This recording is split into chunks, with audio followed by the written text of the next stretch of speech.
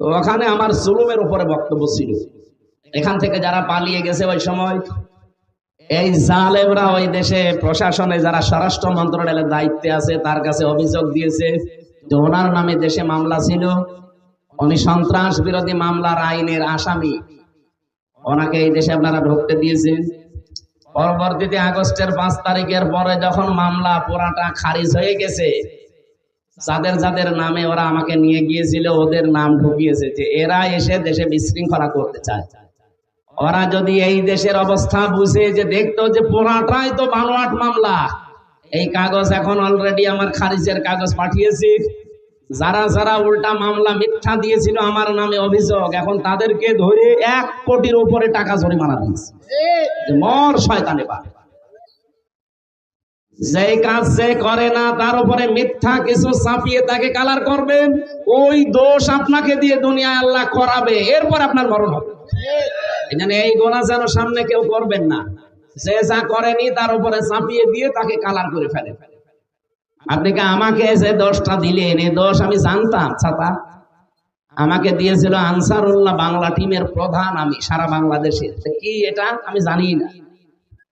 পোড়া ডাহা একটা মিথ্যা জিনিস দিয়ে 3টা বছর আপনি আমার জীবন থেকে নষ্ট করে দিলেন। আমি এখন যদি বলি যে আপনাকেও আমি এরকম মামলা দেব, কারণ যতটুকু আমি পেয়েছি আমি তো ততটুকুই দিচ্ছি, আমি তো বেশি করছি না। আপনি সহ্য করতে পারবেন? আমার জীবনের উপরে যত কঠিন পরিস্থিতি তৈরি করেছিলেন, জেলে রেখেছিলেন, জেলে না, ওটা তো জেল ছিল না, ওটা ছিল ফাঁসির কন্ডেম সেল, যেখানে মার্ডার মামলার আসামিরা থাকে। আমি কি মার্ডার করে গেছি? আমার সন্দেহ ভাজক ধরেছিলেন, আর রেখিলা রাখলেন কোথায়? যোগাযোগ বিচ্ছিন্ন করে দিয়েছিল 3 বছর। আমি জানি না বাইরে কেউ আছে কিনা, এমন একটা জায়গায় তালাবদ্ধ করে 24 ঘন্টা সিসি ক্যামেরা দেওয়া, কেউ আমার সাথে যেন কথাও না বলে। এত কঠিন করলেন কেন?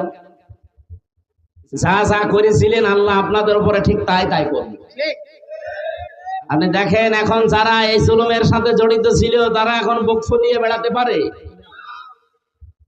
নিষিদ্ধ কয়েকটা সংগঠন আছে এই দেশে, ছাত্রলীগ, আওয়ামী লীগ নিষিদ্ধ না? ছাত্রলীগের যে সভাপতি ছিল তার বাবাটা মারা গেছে কয়েকদিন আগে, তাকে তো এই দেশে কেউ নিষেধ করেনি যে বাবার জানাজা পড়া নিষেধ না, সে ভয়ে আসেনি, কারণ সে জানে আমি গেলে জনগণ পিটিয়ে মেরে ফেলবে। মালয়েশিয়া যে আমি যে হোটেলে ছিলাম, নিচে নেমে দেখি 2 শয়তান বসে বসে চা খাচ্ছে। কি গো এখানে? তো হুজুর আমরা আগেই পালিয়েছি। আপনি আগে পালালেন কেন? আপনার না 620টা বাড়ি বানিয়েছেন, বলছে থাকবো কি করি, বাড়ি তো আর বৈধ না। ও নিজেই বলছে যে হুজুর এখন দোয়া করেন, এখন অন্য নামে দোয়া করলে কবুল হবে? 620টা বাড়ি, আপনি আশ্চর্য হয়ে যাবেন না? একটা বাড়িতেও থাকতে পারে না। ওই দেশেও বাড়ি আছে, তার সাহেব পাড়া নাম দিয়েছে, কিন্তু তালাবদ্ধ, থাকে না, থাকে না হোটেলে। আর এক একটা হোটেলে ভাড়া কি বাংলাদেশের টাকায় 80,000, 1 লাখ, 1,20,000 টাকা ভাড়া। এই টাকাগুলো তো ওর বাবার টাকা না, হ্যাঁ, সবাই জনগণের টাকা। এই জনগণের টাকা ওখানে নিয়ে কয়দিন থাকবেন আপনি এভাবে হোটেলে? বাইরে যেতে পারেন না, বসে বাইরে যে মায়ের খাবো। 20 লাখ বাঙালি থাকে এই দেশে, পিটিয়ে ভক্ত বানিয়ে ফেলে। কি বৃষ্টি হচ্ছে? হ্যাঁ বৃষ্টি হচ্ছে।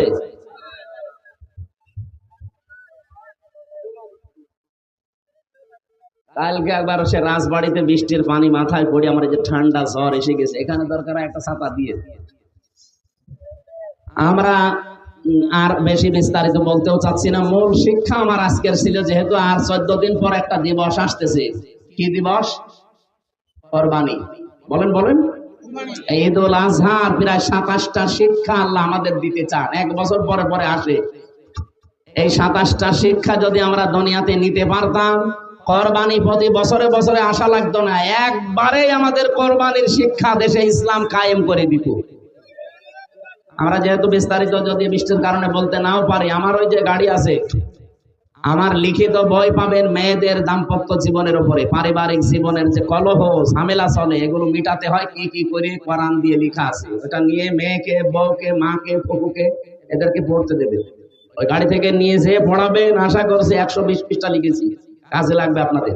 শিক্ষিত মানুষের জন্য একটা বই আছে সৃষ্টি নিয়ে, যারা লেখাপড়া করেন, গবেষক যারা চিন্তা ভাবনা করে পড়েন তারা ওইটা নেবেন, আর মেয়েদের জন্য ওইটা নিয়ে যাবে, কাজে লাগবে যদি আমরা শেষ পর্যন্ত যেতে না পারি। আপনারা এই ভেতরে আসেন, ভেতরে আসেন, বৃষ্টির পানি মাথায় পড়লে আমার মতো আবার সুস্থ হয়ে যাবেন। সুবহানাল্লাহ আলহামদুলিল্লাহ লা ইলাহা ইল্লাল্লাহ। আসলে শীতের সময় ছাড়া এই সময় একটা রিস্ক হয়ে যায়, তখন বৃষ্টি চলে আসে, এই যে মাথায় পানি পড়ছে, হবে না। আমার আয়াত ছিল আজকের মূল বিষয়, অলিকুল্লি উম্মাতিন জাআলনা মানসাকান, আমি প্রত্যেকটি উম্মতের জন্য মানসাক দিয়েছিলাম। মানসাক মানে কোরবানি। কেন কোরবানি দিয়েছি, কেন এটা করা লাগবে? শুধু গোশত খাওয়ার জন্য নাকি? না, লিয়াজকুরু ইসমাল্লাহি আলা মা রাযাকাহুম মিন বাহিমাতিল আনআম, রিজিক হিসাবে যেগুলো আল্লাহ দিয়েছে এটা সবাই করার সময় যেন নাম উচ্চারণ হয়। কার? এ কোন নাম? ওই যে আমি এসএম-এর ব্যাখ্যা করছিলাম। আমরা আবার সামনে যদি কোনো জায়গায় এই মুরব্বী আমরা নিয়ে আসতে চাই, যদি আসি আবার কথা বলবো। 1 ঘন্টা চলছে, আমরা আর এই বৃষ্টির কারণে বলতে পারছি না। আল্লাহুম্মা আমিন। লা হাওলা ওয়ালা কুওয়াতা ইল্লা বিল্লাহিল আলিয়্যিল আযীম।